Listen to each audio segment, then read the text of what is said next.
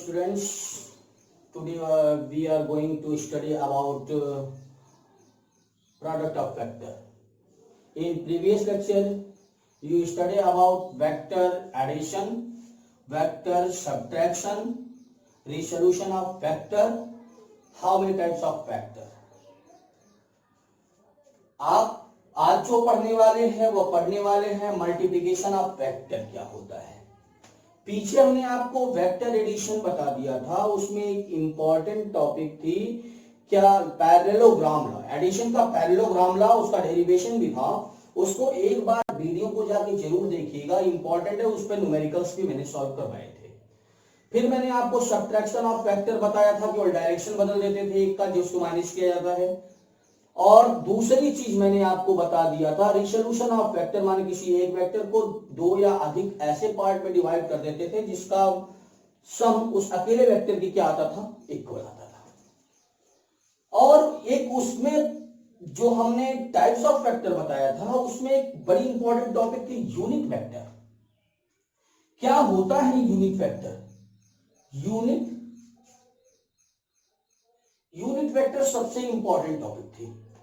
Unit vector नाम से ही पता लगता है, इसका मैग्नीट्यूड एक होता है, तो पढ़ने की क्या जरूरत है? जब मैग्नीट्यूड एक है क्या जरूरत है? तो मैग्नीट्यूड 1 होता है। यूनिट वेक्टर सिर्फ यह रिप्रेजेंट करता है डायरेक्शन। कहीं भी यूनिट वेक्टर लगता है, इसका मतलब वह उसके डायरेक्शन को रिप्रेजेंट करता है। यूनिट वेक्टर का एक केवल कार्य है, वह डायरेक्शन दे देता है। जो भी वेक्टर जाता रहता है उसको डायरेक्शन देने का काम यूनिट वेक्टर करता है। जैसे आपसे मैंने कहा, इसका फॉर्मूला था cap A is equal to vector A upon mod of vector A, ऐसा था। लेकिन एक इंपॉर्टेंट टॉपिक थी, मैं थोड़ा छोटा सा न्यूमेरिकल लेता हूं इस पे, पीछे बताया भी रहा हूं कि यदि वेक्टर ए दिया हो, वेक्टर ए सपोज करता हूं 2 कैप आई, अभी हम बताएंगे कैप आई क्या है, प्लस कैप जे या कैप के केवल दे दिया, और जे का टॉपिक नहीं है, तो इसका मतलब 0 जे लिखा जा सकता है। अब प्रश्न यहां था आई जे क्या है? यही है ऑर्थोगोनल यूनिट वेक्टर। यदि कोई फोर्स एक्स एक्सिस के डायरेक्शन में है या कोई मैग्नीट्यूड एक्स एक्सिस की डायरेक्शन में, जैसे 5 कहा गया एक्स एक्सिस की डायरेक्शन में, 5 न्यूटन फोर्स एक्स एक्सिस की डायरेक्शन में लिखेंगे पाई कैप आई, मतलब एक्स एक्सिस पे कैप आई। अगर कैप आई है तो इसका मतलब कौन सा डायरेक्शन है? एक्स एक्सिस का डायरेक्शन है। अगर कहीं लिखा है कैप जे, कौन सा डायरेक्शन? वाई एक्सिस का। कहीं लिखा है कैप के, यूनिट वेक्टर है, जेड एक्सिस का डायरेक्शन। माने X axis, Y axis, Z axis के यूनिट परपेंडिकुलर वेक्टर को ऑर्थोगोनल यूनिट वेक्टर कहा जाता है। ऑर्थोगोनल यूनिट वेक्टर क्या है? X axis, Y axis and Z axis के यूनिट परपेंडिकुलर वेक्टर को क्या कहते हैं? ऑर्थोगोनल कहते हैं।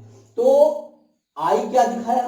एक्स एक्सिस डायरेक्शन रिप्रेजेंट करता। मैंने कहा था कि यूनिट वेक्टर का सिर्फ एक काम है, डायरेक्शन दे देना।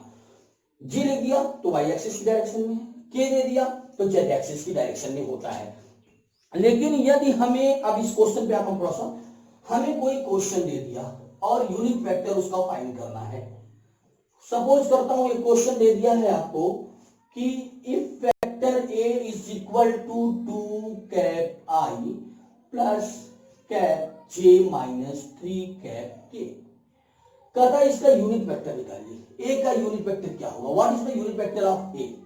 तो सबसे पहले वेक्टर ए तो आपको पता है मॉड निकालना होगा। इसका मॉड निकालने का तरीका भी फिर से देख लीजिए, वैसे पीछे वीडियो में मैंने पढ़ाया होगा। मॉड वेक्टर ए, या खाली ए भी लिख सकते हैं, इसको केवल ए भी लिखा जा सकता है।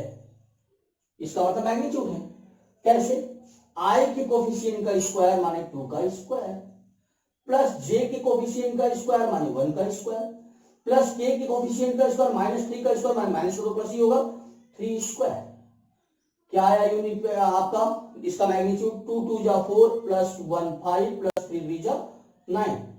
मैंने सॉल्व करने के बाद आया 14, अंडर रूट 14 आया। कितना आया? अंडर रूट 14 आ गया। तो 14 की वैल्यू जो है